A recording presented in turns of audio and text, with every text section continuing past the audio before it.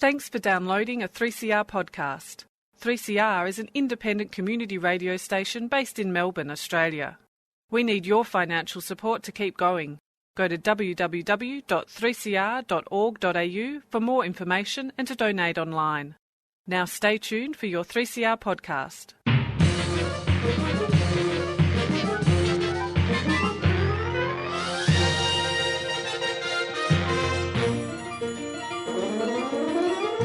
Hello and welcome to another episode of Lost in Science. It is Stu and Chris.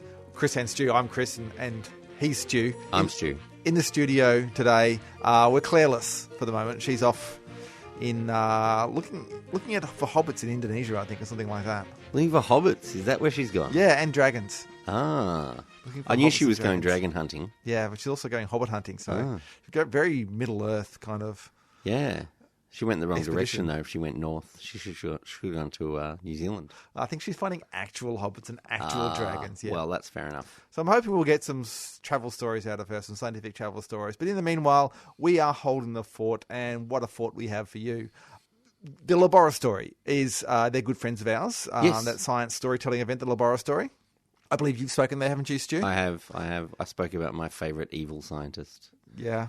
Fritz Haber, who invented a method for getting nitrogen out of the atmosphere, among other things, including poison gas and some terrible, awful things that he did. Yeah, I think you spoke at the Halloween edition, which is like the evil version. Because normally it's about people talking about their science heroes, and I hope he's not your science hero. Oh, no, he's not a hero. He's one of the scientists who's had practical great influence on the world, but wasn't a particularly nice guy. Yes. Well, anyway, I will be speaking at their next show, which will be on Wednesday the 3rd of October at the Spotted Mallard in Brunswick in Victoria. In conjunction with the new exhibition at the Science Gallery Melbourne, the theme is perfection, which of probably is why I'm speaking there, really. That's why they went to you first. They went to me first. So we're doing a thing on perfection. Yeah. What are you up to, Chris? Yeah, that's right. I needed to find a science hero to talk about. This laboratory has been running for about 5 years, though, so I wanted to find someone who hasn't been covered before. Hasn't got a Guernsey. I found someone, and they're pretty good. Like they are someone who I've long respected and admired. But I did a bit of research. I had a few, weighing up a few different options, and so I thought that I didn't want to waste that work, and I thought I might talk about them today on the show. Yes. This week. Yeah. So they include what we could call Newton's French counterpart. And is he called Newton? You'll find out. And the world's first scientist. The world's first scientist? Mm-hmm. Okay. So these scientists are underappreciated, generally historically, and possibly for the reason that they're women. But look, we'll cover some of that. Sexism, of course, continues in science, or has been throughout history as well. But we will talk about that as well as we talk about these people. But anyway, that is going to be for the Laboratory on the 3rd of October. Tickets at thelaboratory.com if you're interested in coming along to that and you're in Victoria. Stu, what are you talking about? Well, I'm actually talking about elephants. I realise we do talk about elephants quite a lot on this show for various reasons. They seem to pop up in all different ways. But the reason I'm talking about them is... The elephant in the room, isn't it really, Stuart? The elephant in the room is that ivory is diminishing in its supply for obvious reasons because elephants are diminishing in their numbers. So obviously there used to be a lot more elephants, and I'll go into detail about just how many more elephants there used to be, but there used to be a lot more African elephants specifically, but Indian elephants as well.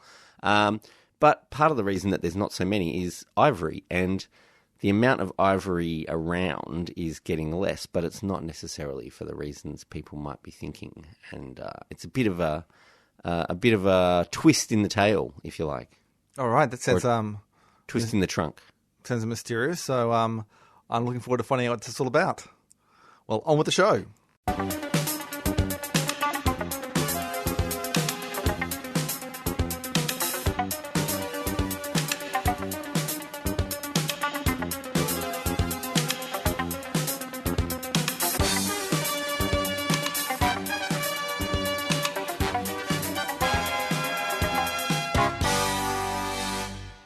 Okay, yes, you're listening to Lost in Science, and I am talking about some of the forgotten legends of science, or lesser-known legends of science. Are they legends if they're forgotten, or are they myths? That's a good point. Yeah.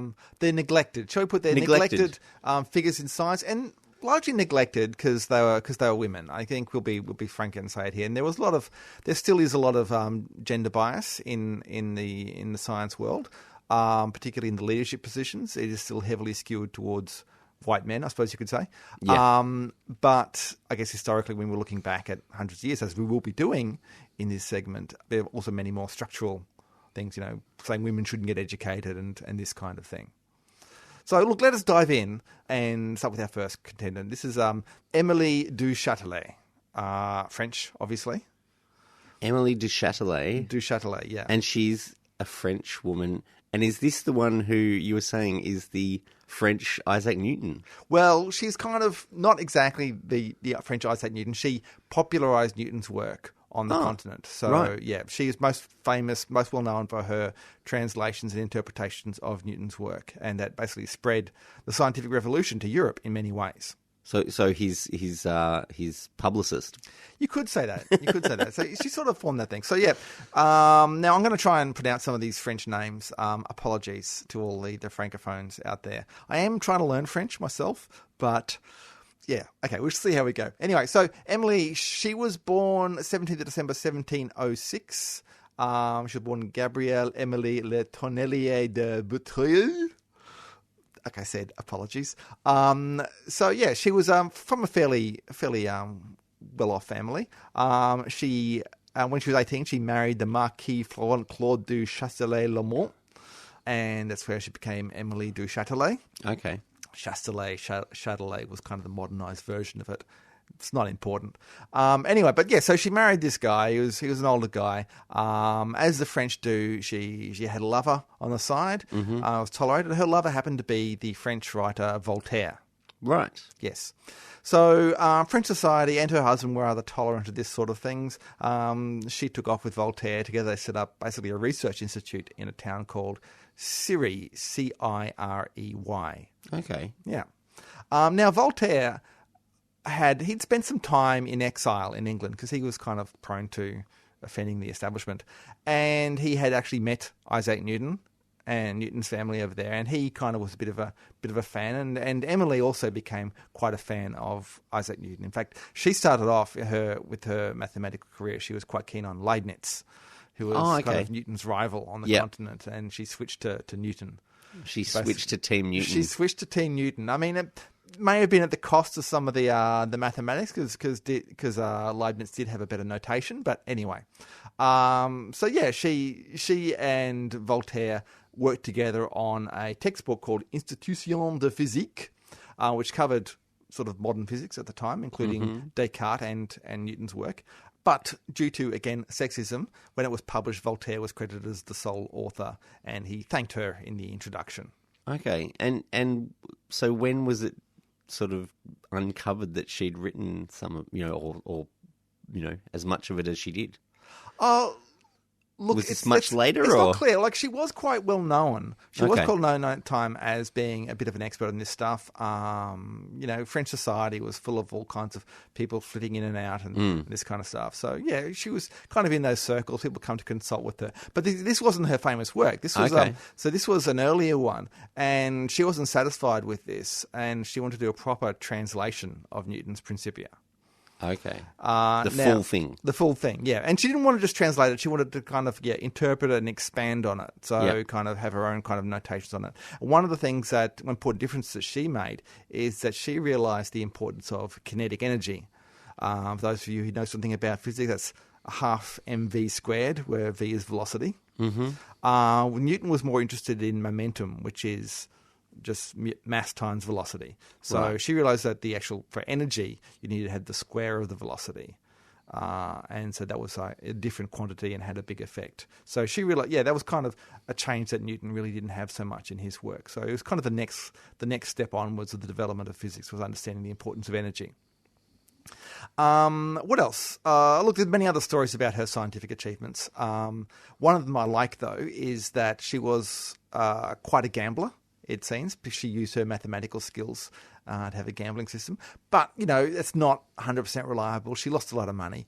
And what she did one time to get out of her gambling debts, she supposedly came up with an early form of what today would be like a financial derivative, in that she persuaded some tax collectors. She paid some tax collectors a small amount of money for their future earnings. So they got some money immediately, but then she got the rights to their future earnings.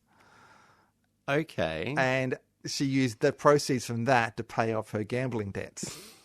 So that is kind of a common practice today. People buy futures and this sort of thing. Interesting. So yeah, that was one of the achievements. Anyway, so things went on. She and Voltaire, they both ended up having affairs with younger people. Emily got pregnant again to a poet at the age of 42.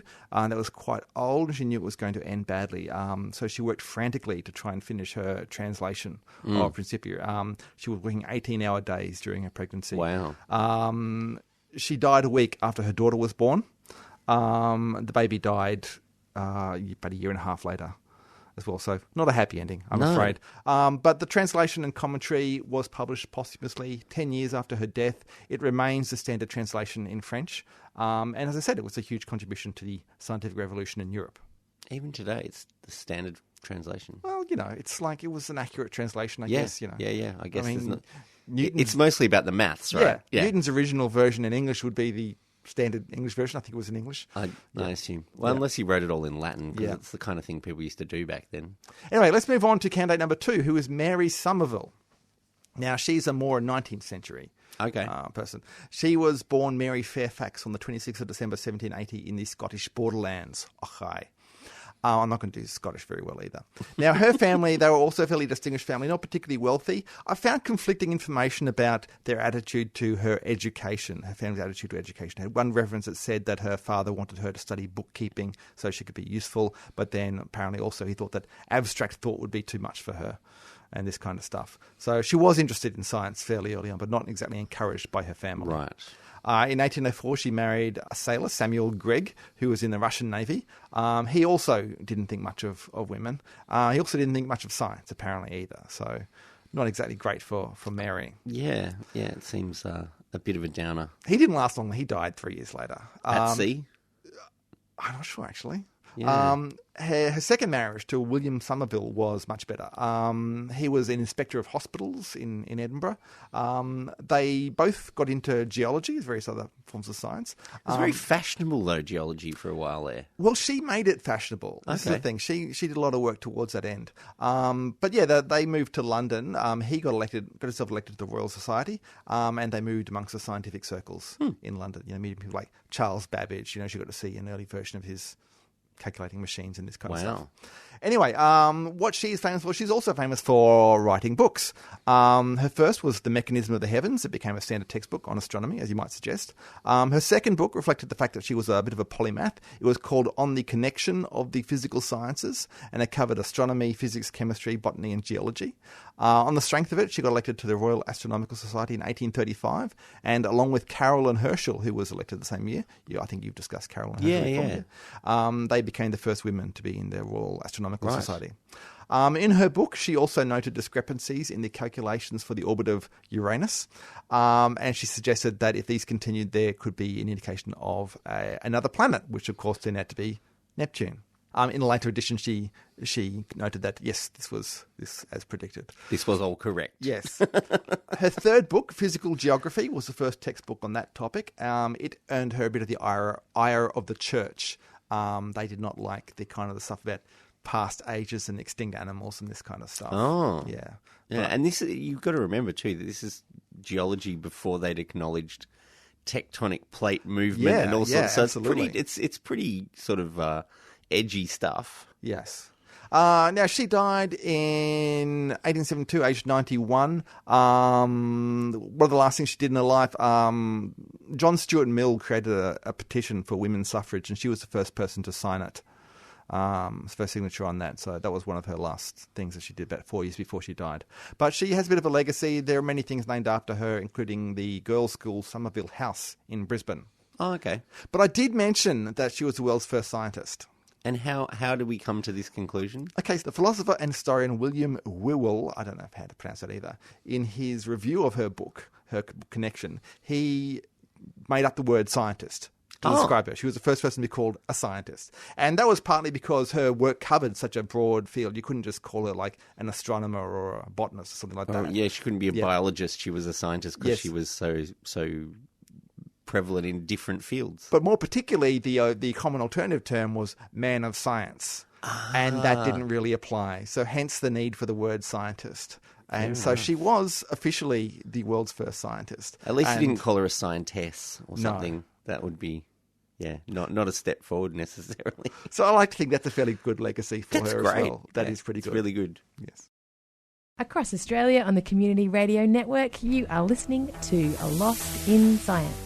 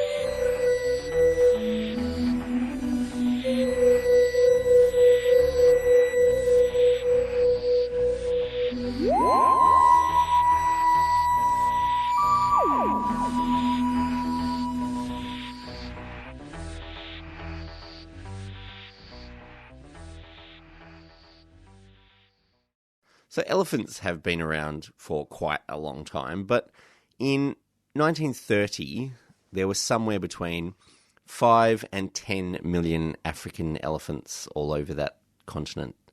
And the numbers today have dropped to less than 10% of that population. So they were listed, they were included in the international list of critically endangered species in the 1990s, and there are less than 500,000 elephants in Africa today. So that's a lot less than their natural population size. And people might say, oh, but what about Indian elephants? There's always been a lot less elephants on the subcontinent. It's only ever about, they think, maybe 500,000, but now that's down to about 30 or 40,000. What about in other parts of Southeast Asia? I'm sure they must be little bits and pieces, but they're talking about the wild, wild populations. So obviously habitat loss because of land clearing and logging and the expansion of farmland to feed growing human populations is part of the cause of this massive reduction in elephant numbers. But there is one other obvious, very direct cause, which is poaching of elephants for their ivory tusks. So ivory is a historically valuable material. It's basically made of the same stuff as teeth. So there's a substance called dentine, which makes up our teeth and most mammal teeth. Yeah. And that's what tusks are. They're just giant big teeth. Yeah. So hang on. So are our teeth, could they be used as ivory? Potentially. Yeah. They make little jewelry out of them. And that's what people used to do. They used to get elephant and walrus tusks and carve them into different shapes, make ornaments and jewelry and things like that out of them. There's another kind of poaching, which is rhinoceros horns, but rhinoceros horns are not made of the same stuff. So they're not ivory, they're just these horns. They're actually sort of compacted hair that grows out of the end of the... I thought they were a bit like a fingernail, like a keratin. Yeah, so keratin is a protein that's common to both. Okay. So, so rhinoceros horns are not the same at all. Okay. They're still highly prized, and part of the reason rhinoceros are depleting in their numbers. But they're used in various forms of so-called alternative medicine, which have literally no demonstrable therapeutic value whatsoever. So we should just stop doing that. The ivory, on the other hand, does have, it's got an aesthetic value, I guess, to people who like that sort of thing, but it's really just teeth. You're just collecting teeth of dead things. Is that what the tooth fairy was all about? Maybe she was hoarding ivory. She literally lived in an ivory tower. I don't know. So elephants have been hunted for their ivory tusks for most of history, and probably back when people also hunted them for food as well. They probably did eat elephant back in the day, but in modern times, the elephants that are hunted for their ivory are just killed. They kill the elephant, take the tusks, and just leave them lying around. So they're just they're going to waste effectively. They're not doing anything but taking the ivory. And because of the rapid decline in the population and the effect of ivory poachers on elephant populations, a lot of antique dealers have stopped trading in ivory. So there's Australian antique dealers, some of them used to trade in, hundreds of thousands of dollars worth of ivory a year, and a lot of them have just stopped trading in ivory because they can't. It's very difficult to tell the difference between antique ivory and modern ivory because they don't really, it's a lot of testing you would have to do to prove it, and people are sort of pretending that new stuff is actually old stuff by artificially aging it and things like that. And Australia has banned the import of ivory as well. So okay. That's good. You're not allowed to import ivory into Australia. A lot of other countries are banning the import of ivory as well, just to try and do the bit by removing the demand, I guess. So the elephants in the wild that are usually targeted are the biggest elephants that people can find, because the bigger the elephant, the bigger the tusks, generally speaking. And the hunting of the biggest of an animal generally puts evolutionary pressure on the gene pool of that species, whatever gets hunted. If you keep taking out the big ones, you end up with smaller animals. So research published in 2015 in the open source journal Ecology and Evolution looked at a number of features of African elephant populations and comparing historical data from the mid-20th century and more recent data. So there was a peak in elephant poaching in the 70s and 80s. So I said before, there used to be 5 to 10 million African elephants. Most of that number disappeared in the 70s and 80s due to a massive increase in poaching. Wow.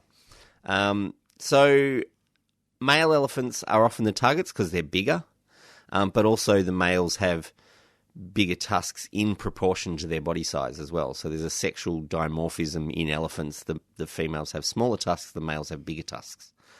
So the males often get targeted, and that removes them from the gene pool. But the tusks of both male and female African elephants are getting smaller in proportion to their bodies in multiple populations that they've studied in Africa. Now, is that like a natural selection, like evolution thing, or is that just the fact that the ones with the big ones have all been shot, and we're just seeing a population that's just been like? Is there actually genetic change going on? Is what I'm asking. Yeah, if they adjust for age and size, then they see that they are actually getting proportionally smaller and probably genetically. But that's just a general size reduction.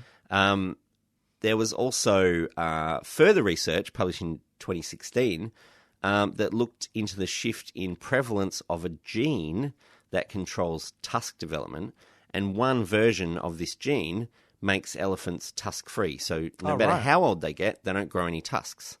And around 5 to 6% of female elephants in historic populations didn't have or didn't develop tusks throughout their lifetime. And somewhere less than 1% of males didn't develop tusks due to the presence of this gene in their DNA. And in some areas, according to this research, in some areas that suffered heavy poaching, where numbers were reduced to only a few dozen individuals in some places, the number of tusk-free elephants has increased up to 98% of the population. Wow.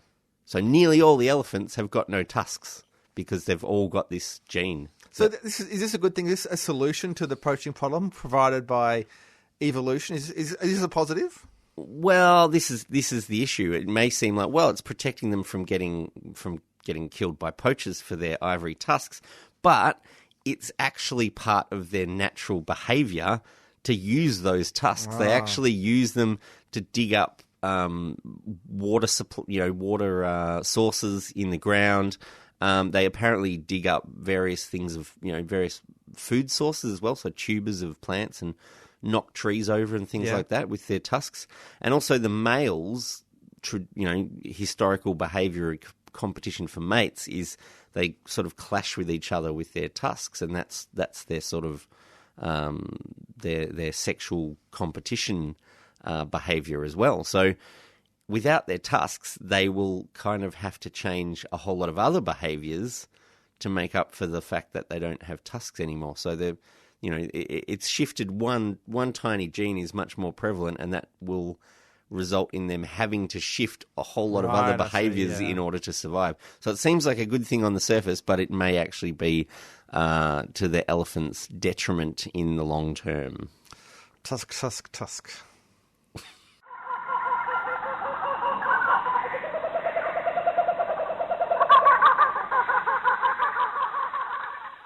And that is it for another episode of Lost in Science. We have talked about some great female scientists of the past, and we have talked about the perhaps tusk-free elephants of the future. Now, as I mentioned, the Labora story, the next episode of that is on the 3rd of October in the Spotted Mallard in Brunswick. You can get tickets at thelaborastory.com.